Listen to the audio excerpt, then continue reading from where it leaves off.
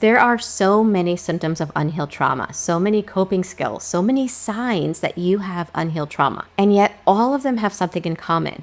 More often than not, they're rooted in a shame wound. And shame is the belief I am bad. Not that I did something bad, but that I am bad. I am flawed. There's something wrong with me. And so as we are working on those symptoms of unhealed trauma, we have to remember that the shame wound that's in our nervous system, to me, it's like a splinter in our soul. We can leave all traumatic circumstances and people, but if those beliefs are still in our nervous system, we're going to feel the effects of the shame through all these side effects of unhealed trauma. That's how they show up, because the splinter's still in our soul. As we work on our symptoms, we can't forget to work on a root level with shame. Now, here's the problem with that, though. Working on shame is one of the most difficult, challenging things we could ever do, because our body has registered shame as existential threat, or a threat to your very survival. And that's what we're going to talk about today. We're going to talk about shame as existential threat, why it's so difficult to work with, and how we can begin doing so in a way that does not overwhelm the body. So if you feel like you've been stuck in yo-yo healing, where you work on one symptom, then you start back at square one, to work on another, start back at square one, this video is for you, because we're going to look at working with shame at a core level. So let's dive in. For those of you that don't know me, my name is Michelle. I'm a somatic experiencing practitioner and the founder of the School of Transformation, which is where I meet live on Zoom every week, and I do the inner work with survivors from all over the world of childhood trauma together. Here on my YouTube channel, we talk about what healing is about, what it looks like, the symptoms of unhealed trauma. But in the School of Transformation, we do the inner healing together. So if you're ready to take the next step, make sure you join me weekly on Zoom. I just want to state really quickly that shame, the emotion itself, is not the enemy. It's not an emotion we're supposed to avoid at all costs. All emotions, including shame, are feedback. They tell a story. The problem is that if you have a traumatized nervous system, the interpretation that your body gives this emotion is different than people that don't have a traumatized nervous system. For example, let's say somebody makes a mistake, but they grew up in a household where mistakes were met with understanding, guidance, and love instead of humiliation, abandonment, or punishment. When shame comes up in their bodies, which it does, we all feel shame from time to time. We're not perfect, right? It's going to happen. But the difference is that when people that grew up with those circumstances, when they feel shame, it's viewed as a temporary signal to alert them to the fact that they did something that doesn't align with their values. And so they take note of that, and they're able to stay grounded. Shame is uncomfortable for them too, but because they can stay grounded, the emotion moves through them and they view it as information instead of an identity. Now, if you were like myself, you did not grow up in those dynamics, and shame is interpreted as existential threat. So in somatic experiencing, we recognize that our nervous system isn't concerned with language or words or even logic. All it's concerned about is survival. And so an existential threat is anything that the body interprets as a threat to your existence, your ability to belong, to be safe, to be loved, or to stay alive. And so while shame is an uncomfortable emotion for even an adult to feel, to a child, it feels like life or death. And the reason is because children are not created with the ability to take care of themselves. They're hardwired for connection. We need our caregivers. And so what usually provokes shame in a child is some form of rejection, whether it's being authentic, being your authentic self gets rejected, your emotional expression gets rejected, your needs get rejected or ignored, right? This could be done overtly or covertly through abuse or through neglect. And so to a child, it's like, oh, rejection equals shame. There's disconnect from my caregivers. If there's disconnect, I can't take care of myself, I could die. So that sequence or that program, especially through repetition with people that grow up with an unhealthy dynamic, that repetition of shame, rejection, abandonment, rejection, shame, abandonment, that sequence over and over, it becomes memorized by the body. And so something else that we have to understand is that when we do feel shame in our childhood and it comes up in the body, and then our nervous system's like, that's a threat to our life, the second the body feels it or notices it in your system, it compartmentalizes it for you. It thinks it's helping you. It's like, let's not look at that. Let's not touch it. Let's not feel it. The problem with that is we're being provoked to shame. It's being brought up in our body. We're never with it. And we can't heal it unless we can be with it. And then it's been compartmentalized and more compartmentalized shame shoved in that closet inside, to the point that in the present, when something happens, something small can happen, and it opens that floodgate of unprocessed shame in our body, and we feel present day shame with the intensity of the past. And as if that's not enough, in somatic experiencing, we call it somatic time travel. When that shame gets woken up, then it's almost like your brain travels down the same neural circuits that it did in childhood when that shame was first experienced. And so now you're feeling that intense emotion, and your body thinks it's happening now, or it thinks you're back there again. It doesn't realize how much time has passed, because since it's been compartmentalized and there's no time in those areas of the brain, it's almost like it's still happening right now. Now, hopefully we can understand and hopefully have some compassion for ourselves as we're working through the wound of shame. So let's talk about 3 things that can happen when we're trying to heal from shame that make it so overwhelming.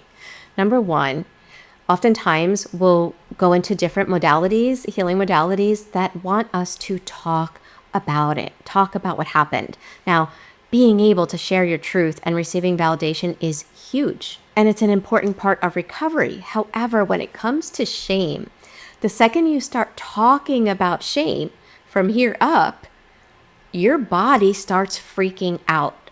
It gets extremely uncomfortable. All the activation that your body's been trying to keep you from, hiding behind that door, start tumbling out. And that is so uncomfortable that some people wind up thinking, oh, forget it. If that's what I have to do to heal, there's no way I want to do that, because the second I talk about it, I feel horrible, and then I can't get out of bed for days. So it's one of the challenges. The body's always listening. And when we're talking about things that we want to do, things that happen to us, it's feeling the sensations of the shame and remembering all of the times it was provoked to feel that at a time when it was existential threat. The second thing that we're asked to do in order to heal from toxic shame is to feel it, right? Healing means feeling. And I'm a big advocate for that. Like, we cannot heal from the neck up. I tried, guys. It doesn't work. So we do have to feel our feelings. The problem with that is that our nervous system is hardwired with the sequence that shame equals death. So it's almost like there's a bomb in our nervous system, and we have to disarm that sequence so that the activation from that bomb or from that alarm that gets set off in our body does not flood us and re-traumatize us. And so, yes, we do have to feel our feelings, but we also have to learn how to build capacity to do so, because if we don't, we'll have those shame hangovers where we'll feel it, and then we'll be out of commission for days, because the body's going to give you a kickback for breaking its boundaries. It's going to give you a kickback that sends you into emotional dysregulation for hours, days, and for some people, even weeks. And we don't want to do that. And the third thing that sometimes we're asked to do when we're trying to heal our shame is we're told to work with our cognitive distortions. So for example, there's this sequence, right? Shame equals I can die. Well, is that really true in the present? Not true in the present, but just telling the body that's not true doesn't do much, because the belief is in your body. The belief is part of your subconscious programs now, and your subconscious doesn't listen to words. So I can say that's not true, but the second I'm in an emotional flashback, it feels true in the body. So we have to learn how to work with our mind and our body together. It's not one or the other. And so while it's still registered as a threat, anytime it comes up in our body, even if it's activated by something small in the present, it immediately sends our body into a trauma response of either fight, flight, freeze, or fawn. So for example, if we freeze, then we shut down. If we go into flight, we might be flooded with anxiety and have this intense urge to do something, so we don't have to feel our shame. If we have a strong fight response, we might either lash out at someone else or ourselves. And then if we have a fawn response, the second shame is activated in our body, we might try to appease someone else to minimize our own pain. And then we start looking at these responses as if they're self-sabotage. But the reality is that your nervous system is actually doing its job. It's saying shame is a threat, so let me respond with a threat response or a trauma response.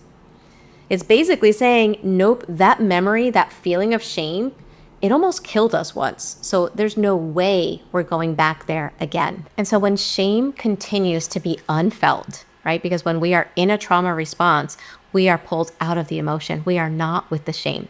And so while it's unfelt, it's unhealed. And while it's unhealed, it lives in the body like an alarm system, ready to go off at the mere mention or suspicion of feeling anything that makes you feel shame.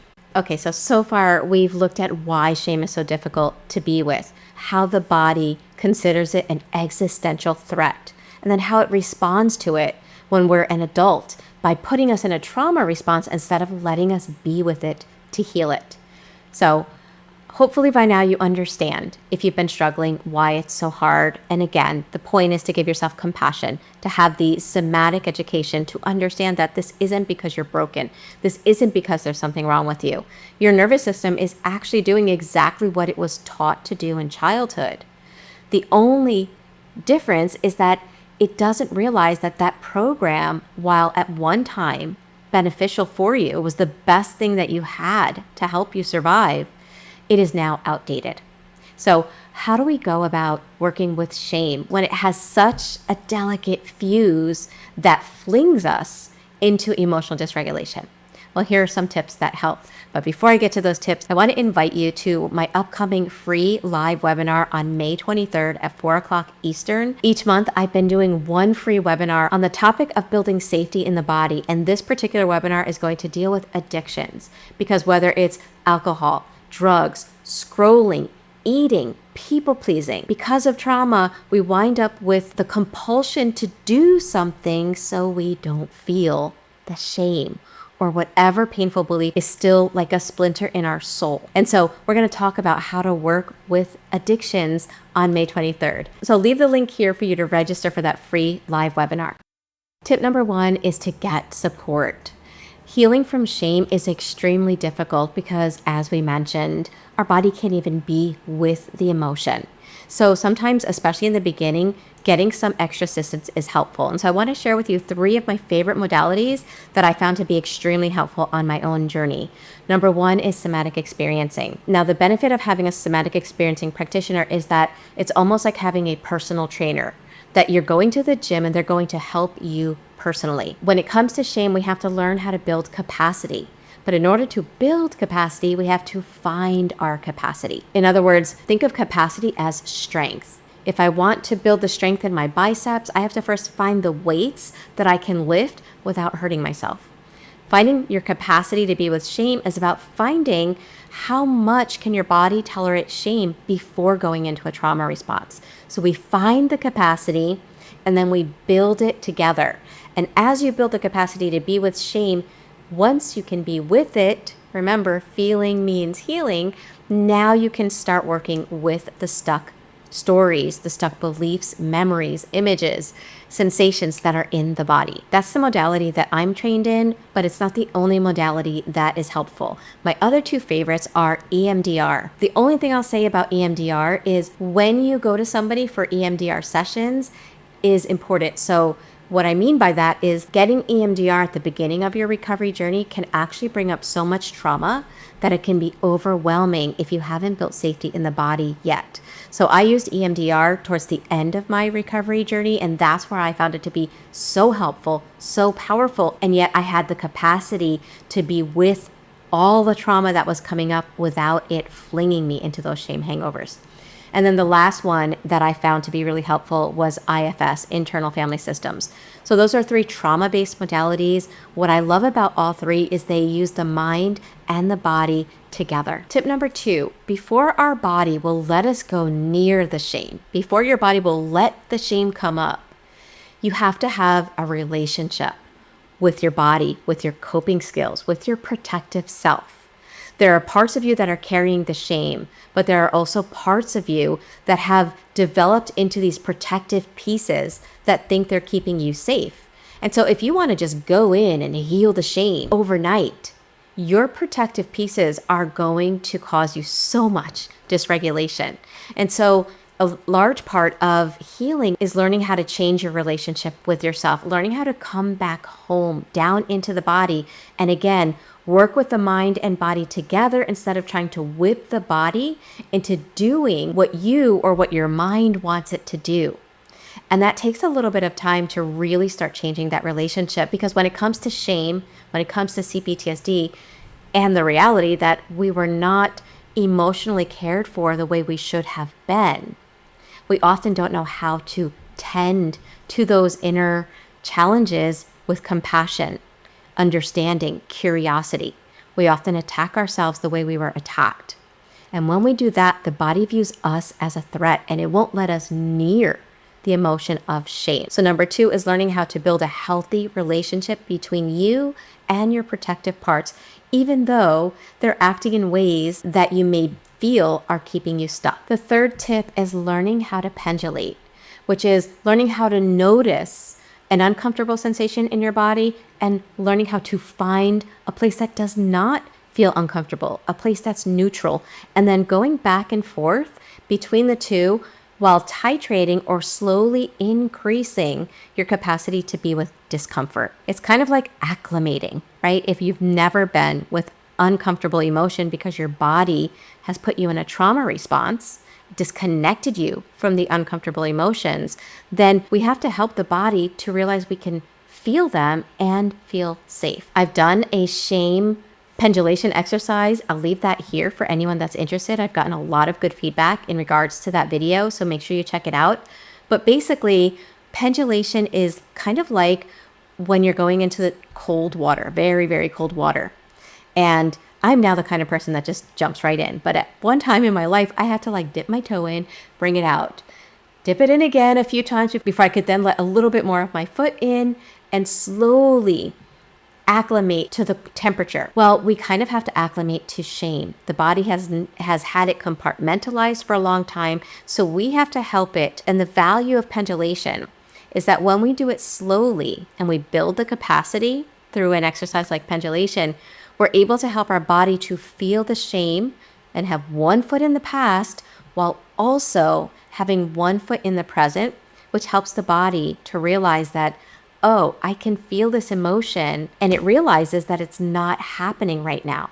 If we go too fast, the body feels it, and we're somatically time traveling back to those original traumas. And then the last tip that I'll say is to find a community with like-minded people that understand, that get it, that you can do this work together with them and have a safe place to practice showing up authentically.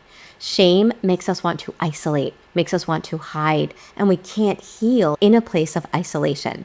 So that being said, remember that you are not broken. Your nervous system did exactly what it had to do to protect you when you were small, and now you get to teach it that you're safe. You get to shift from the belief I am bad to I can feel shame and realize that I'm safe because the trauma is not happening now.